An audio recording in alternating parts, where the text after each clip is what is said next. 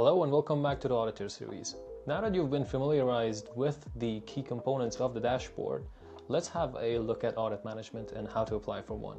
So, from the dashboard, once you click on My Audits, you would be presented with the new audits that are available for application and also assigned audits, which would be the ones that you have applied for and you have been either accepted or rejected. So, let's apply for one together. Let's say we would want to apply for Doc Mythos 2 audit.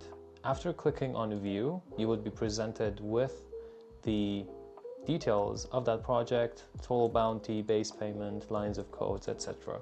And here in this text box, you would basically explain how you would contribute to this audit and why you're a fit.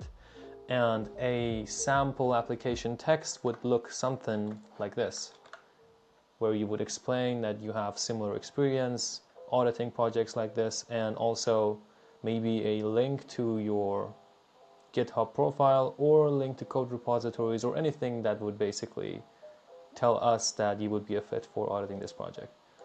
After that, you click submit and the application is done.